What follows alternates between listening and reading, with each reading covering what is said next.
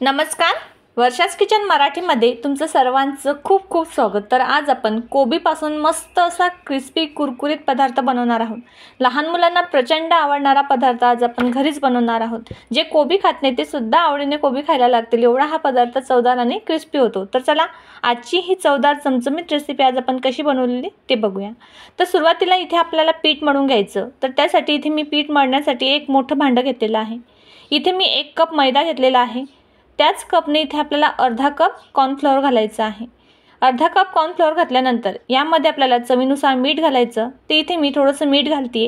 मीठ घातल्यानंतर आता हे संपूर्ण साहित्य आपल्याला एक वेळा मिक्स करून घ्यायचं आहे। इथे मैदा, कॉर्नफ्लोअर आणि घातलेले मीठ मी मस्त असं मिक्स करून घेतलेलं। आता इथे आपल्याला पीठ मळून घ्यायचं। तर त्यासाठी अगदी थोडं थोडं करून इथे आपल्याला पाणी घालायचं नाही। पीठ इथे आपल्याला जास्त पातळही नाही किंवा मग जास्त घट्टही नाही, मध्यम इथे आपल्याला पीठ मळून घ्यायचं। तर त्यासाठी इथे आपल्याला एकदम पाणी न घालता अगदी थोडं थोडं करून इथे आपल्याला पाणी घालायचं आहे। तर इथे मी अगदी थोडं थोडं पाणी घालून आपण कणिक मळतो त्या पद्धतीने इथे मी पीठ मळून घेतलेलं आहे। मस्त इथे आपल्याला सॉफ्ट मऊसूत इथे गोळा मी बनवून घेतलेला आहे। आता हे पीठ आपल्याला मस्त असं मऊसूत करून घ्यायचं आणि यावर झाकण ठेवून हे पीठ आपल्याला एक 5 ते 10 मिनिट साईडला ठेवायचं आहे। तर यावर मी झाकण ठेवते आणि हे मळून घेतलेलं पीठ मी साईडला ठेवते। तोपर्यंत आपण काही भाज्या इथे कट करून घेऊया। तर त्यासाठी इथे मी एक चॉपिंग बोर्ड घेतलेला। सुरुवातीला आपण इथे शिमला मिरची कट करून घ्यायची। इथे मी एक शिमला मिरची घेतली, स्वच्छ धुवून घेतली। तर इथे मिरचीचा जो शेवटचा भाग आहे तो इथे आपल्याला काढून घ्यायचा, कट करून घ्यायचा आणि एका मिरचीचे इथे मी 2 भाग केलेले आहे। आता मिरची हे आपल्याला अशा पद्धतीने उभे लांब पातळ अशा मिरचीच्या आपल्याला काप करून घ्यायचे आहे। इथे संपूर्ण मिरची मी इथे कट करून घेतलेली। आता इथे मी एक कांदा घेतलेला, कांदा सुद्धा आपल्याला कट करून घ्यायचा। तर कांद्याचा इथे मी मागचा पुढचा भाग काढून घेतलेला, त्याची वरची साल काढून घेतली आणि कांदा सुद्धा इथे आपल्याला कट करून घ्यायचा आहे। इथे मी घेतलेल्या कांद्याचे 2 भाग करून घेतलेले आणि जो अर्धा भाग आहे तो इथे मी अशा पद्धतीने कट करून घेतलेला। म्हणजे कांद्याचे सुद्धा इथे आपल्याला उभे लांब पातळ इथे अशा पद्धतीने कांदा कट करून घ्यायचा आहे।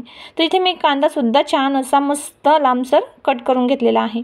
आता त्यानंतर इथे आपण कोबी कट करून घेऊया। तर त्यासाठी इथे मी एक छोट्या आकाराची पत्ताकोबी घेतलेली। आता पत्ताकोबी सुद्धा इथे आपल्याला कट करून घ्यायची। तर इथे मी एक चाकूच्या सहाय्याने त्याचा जो मागचा भाग आहे तो कट करून घेतलेला आणि एका कोबीचे असे मी 2 भाग करून घेतलेले आहे। आता इथे आपण कोबी जर चाकूने कट केली तर ती एकसारखी कट होत नाही। त्यासाठी इथे मी एक जे आपलं चिप्सचं स्लायसर असतं ते घेतलेलं। म्हणजे अशा चिप्सच्या स्लायसरने जर कोबी कट करून घेतला तर व्यवस्थित तो कट होतो आणि संपूर्ण कोबी हा मस्त असा उभा लांब पातळ एकसारखा कट केला जातो। तर तुम्ही बघू शकता कोबी किती मस्त आपला बारीक लांबसर असा कट झालेला आहे। म्हणून तुम्ही ही ट्रिक एकदा नक्की वापरून बघा। इथे कोबी सुद्धा आपला मस्त असा कट करून झालेला आहे। शिमला मिरची, कांदा सुद्धा इथे आपला कट करून झालेला आहे। आता आपण पुढची तयारी करून घेऊया। तर त्यासाठी इथे मी एक पॅन गरम करायला ठेवलेला, त्यामध्ये थोडंसं तेल घातलं। इथे मी अद्रक आणि लसणाची पेस्ट बनवून घेतलेली होती, ती आपल्याला यामध्ये घालायची। हलकाशी इथे मी अद्रक लसूणची पेस्ट परतून घेतलेली।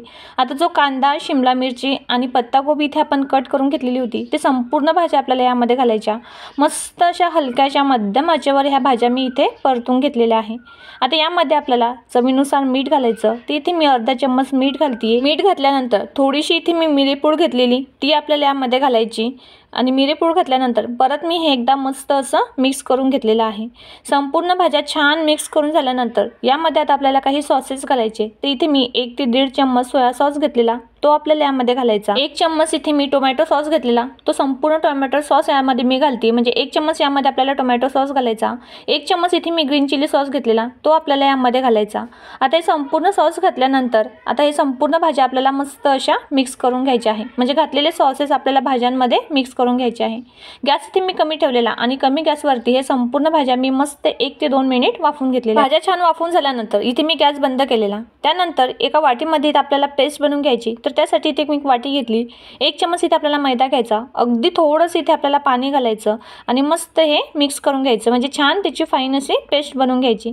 तुम्ही बघू शकता अशा पद्धतीने इथे मी मैद्याची पेस्ट बनवून घेतलेली आहे। तर इथे आज आपण मस्त असे कोबीचे स्प्रिंग रोल बनवणार आहोत। तर चला ते रोल कसे बनवायचे ते बघूया। आता इथे आपण जे पीठ मळून घेतलेलं होतं ते मी परत एकदा मस्त छान असं मऊसूत करून घेते। आता स्प्रिंग रोल कसे बनवायचे ते बघूया। तर त्यासाठी इथे मी एक छोटासा गोळा हातावर घेतला, छान त्याला हातावर गोल आणि मऊसूत करून घेतलेला। थोडंसं मैदा लावून इथे आपल्याला पातळ अशी चपाती इथे बनवून घ्यायची आहे। तर तुम्ही बघू शकता अशा हलक्या हाताने इथे मी चपाती लाटून घेतलेली आणि म्हणजे पुरी असतं ना त्या आकारामध्ये इथे मी पातळ अशी पोळी लाटून घेतलेली आहे। पुरी जर चिपकत असेल तर त्याला परत थोडासा मैदा लावून घ्यायचा आणि मस्त पातळ इथे आपल्याला पुरी किंवा मऊ चपाती अशा पद्धतीने लाटून घ्यायची आहे। तर इथे पातळ आपली पुरी लाटून झालेली आहे, ते आपण रोल बनवून घेऊया। तर इथे मी पुरी लाटून झाल्यानंतर जे स्टफिंग आपण सुरुवातीला बनवून घेतलं ते सुद्धा गार झालेलं होतं। आता जे बनवून घेतलेलं स्टफिंग हे अशा पद्धतीने आपल्याला पुरीवरती ठेवायचं आहे। इथे मी 1 चम्मच हे संपूर्ण स्टफिंग यावर हलते। जी मैद्याची पेस्ट आपण बनवून घेतलेली ती अशा पद्धतीने आपल्याला संपूर्ण काठाला लावून घ्यायची आहे, म्हणजे व्यवस्थित इथे आपला रोल तयार होतो। बनवून घेतलेलं स्टफिंग असं मध्यभागी ठेवायचं, काठाने छान त्याला मैद्याची पेस्ट लावायची। उजव्या बाजूने त्याला अशा पद्धतीने घडी बनवून घ्यायची, दुसऱ्या बाजूने सुद्धा मी अशी त्याला घडी बनवून घेते। आणि घडी करून झाल्यानंतर हा जो भाग आहे तो अशा पद्धतीने रोल करत आपल्याला असं स्प्रिंग रोल बनवून घ्यायचा आहे। तर तुम्ही बघू शकता किती मस्त इथे आपला कोबीचा स्प्रिंग रोल तयार झालेला आहे। खूप साध्या सोप्या पद्धतीत आहे, सहज इथे आपला रोल बनवला जातो। आता बनवून घेतलेला रोल मी एका प्लेटमध्ये साईडला ठेवते। इथे मी तुम्हाला दुसरा सुद्धा रोल बनवून दाखवते आहे। दुसरा सुद्धा इथे मी एक छोटासा गोळा हातावर घेतला, छान त्याला मऊसूत करून घेतलेला आणि थोडासा मैदा खाली टाकून थोडासा मैदा त्याला लावून आपल्याला पातळ इथे चपाती किंवा मग पुरी बनवून घ्यायची आहे। पुरी बनवून झाल्यानंतर जे स्टफिंग आपण बनवून घेतलेलं ते आपल्याला मध्यभागी ठेवायचं।